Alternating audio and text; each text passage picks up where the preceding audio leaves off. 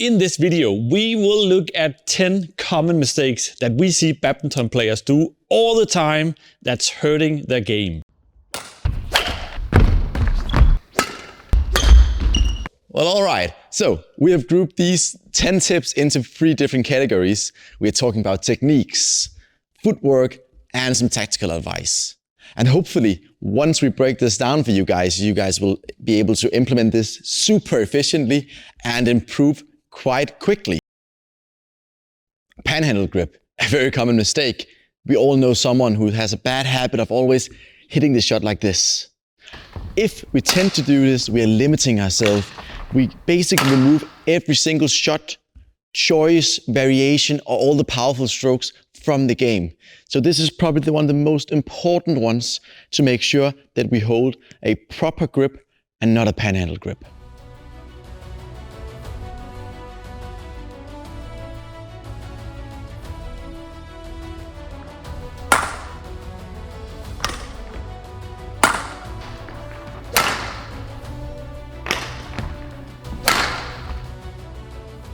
So usually a misunderstanding in badminton is that if we are very strong and tighten in all our shots that we apply more power. That's actually not correct. The correct way is to be loose and bouncy in your body and then generate the power by tightening the grip, tightening your muscles in your rotations, in your drives or your smashes. Then we can apply maximum amount of power.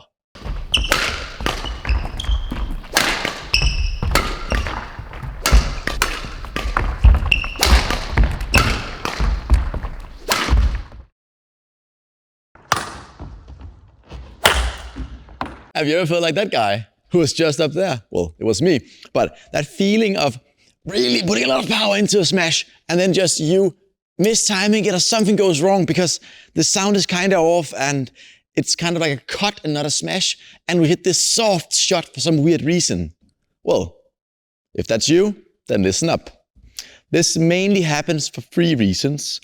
One of them could be the fact that we aren't properly rotating into the shot, so we don't get into a proper position where we can actually get our arm around to hit the shot cleanly. For this reason, we tend to cut it a bit instead. The second reason could be the fact that maybe we do rotate properly, but we don't fully rotate our forearm to get into the proper hitting position with the strings square towards where we're going. And the third one could maybe be the fact that you are holding too much of a forehand grip. If we hold a completely normal forehand grip when smashing, we really have to rotate our forearm quite far to have the racket rotate. Actually, you'd want to rotate it like 10-15 degrees towards you this way. When hitting it from here, we more naturally get up and hit the shot straight on.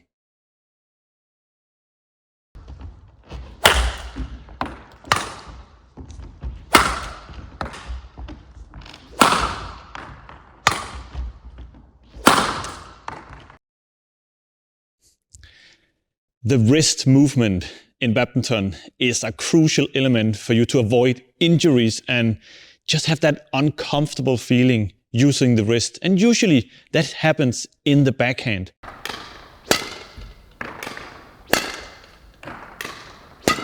Try to go like this with your wrist. This is really hurting my wrist up here and it's very uncomfortable for me. And imagine me using the wrist playing badminton. That is a common mistake, usually in the backhand side. That could happen for a reason that we are not holding the thumb grip.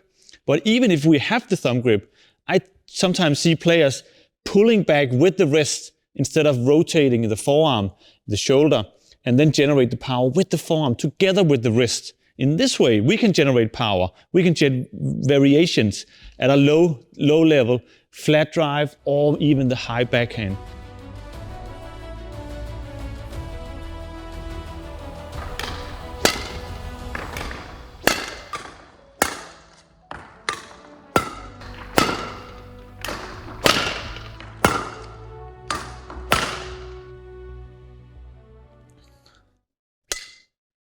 So what was this? Was this a common mistake or was it actually correctly? Well, in my mind, that was a mistake. That was a common mistake I see often in players holding the shuttle the wrong way. So if you hold the shuttle like this, when you hit it in your low serve or your flick serve or serve in the singles, you will hit the feathers. Actually, that's an error in the game of badminton if you hit the feathers in the serve. But it's also very tricky for me to control the power and the precision, the variations in my serve if I hold it like this. So place it straight in front of you so you can hit the tip of the shuttle. It would look like this. And you can also hear the sound, it's much more clear. I can clearly control where I want to serve, get the right height and the right position in my serve. So let's take a look at a clip on this.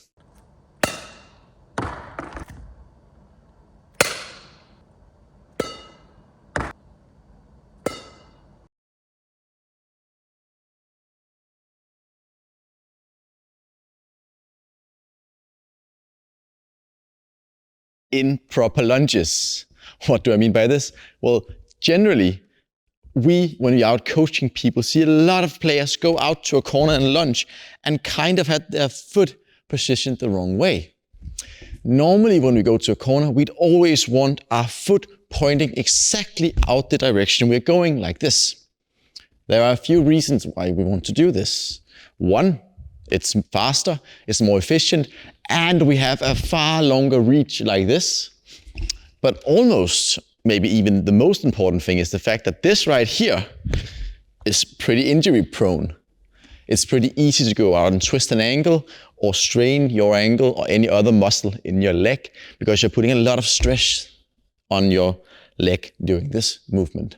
Probably the easiest way to fix this is just to fixate on when we're going out into a corner and a lunge, stepping forward, reaching with our leg so that our heel touches first, and then naturally we'll be stepping down with the foot pointing the right way.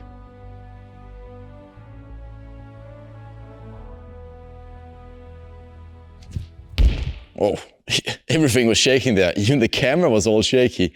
So the next tip we have here is the fact that there is a general misunderstanding when it comes to the split step. Some people interpret this as almost sort of like a split jump. The issue with doing this while we're jumping up is that every single little second we spend in the air is wasted time, and it's super hard in the air to move around and do anything. We're completely locked. So what we need to do instead is the fact that when we're doing a split step, or you can almost think about this as a split fall, it should more be me lowering down, widening my legs, and landing here. So it's shuttle is hit, I'm down, I'm ready. Instead of me going, this is slow, inefficient, and very heavy. We want to be light on our feet, just kind of like moving out. Almost just lowering my hip down like this.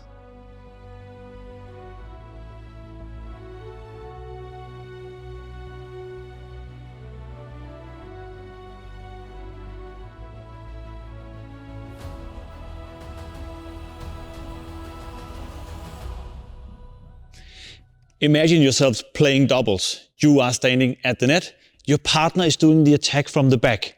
What we usually see is that the player in front is either standing very still in the center or even standing very, very close to the net because the coach or some of the other players might have said to them, you need to go to the net, stay the net and cover the net. But if you stand too close to the net, usually what happens is that the only thing you can cover is the shuttles coming very, very close to the net, which is of course pretty good, but usually in doubles, when your partner is doing the attack, the flat returns will come or a short, long return will come. So if you stand further back, you can cover much more area in the sides. And also, is it more natural for you to move forward or backwards? I would say forward. So if you're in this position and the defense comes to the net, you are still in a good position because you can move quickly forward instead of you standing here, moving backwards, trying to take the shuttle. So this is a common mistake in the doubles. Stand further back behind the service line, get ready, Be moving, be ready in your legs, and cover more space.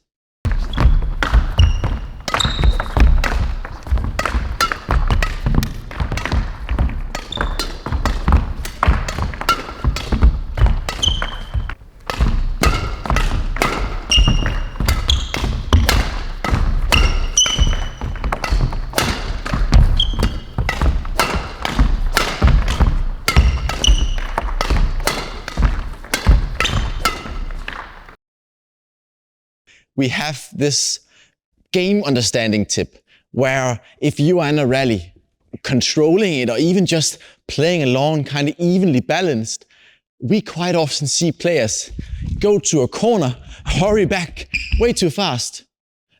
And now I'm just kind of waiting here. What's going to happen? The fact of the matter is, if you get back to the middle too fast, we actually ruin our tempo and our speed. So we need to learn and work on going to a corner, gauging, oh, now it's hit, and then moving, waiting, oh, there we go again, oh, perfect. Waiting, oh, they hit it there, perfect. This timing and rhythm of reaching back to the center of the court every time when the opponent hits the shot is what will make us really fast. But if we get back too fast, we lose timing, rhythm, and tempo.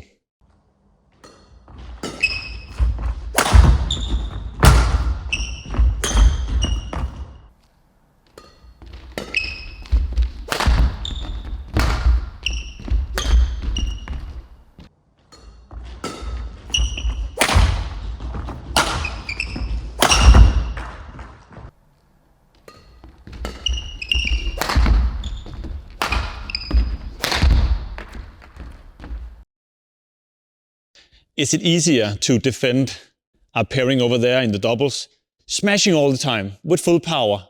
Is that easier than playing against an opponent that does variation, cuts, drops, stick smashes, and variations in your smash? Of course, that's much more tricky for you in the defense.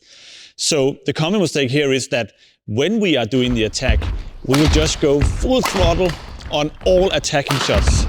That's usually a thing that is very tempting to do because the shuttle will come up. You have a smash opportunity. Let's just go 100% on all our shots. But it will be too easy for the defenders over there to just stand a little bit further back, always waiting for the big smash. So use variations in your attacking game in the doubles. The drops, the sticks, the cuts, the angles, and wait for the right opportunity to do your smash. That could be at a more shot to the middle so you can do the rotation. It can also be in mixed doubles if you have a good opportunity to play to your partner's forehand closer to the net. So use variations instead of just going full throttle on all smashes, even though it's pretty fun to do.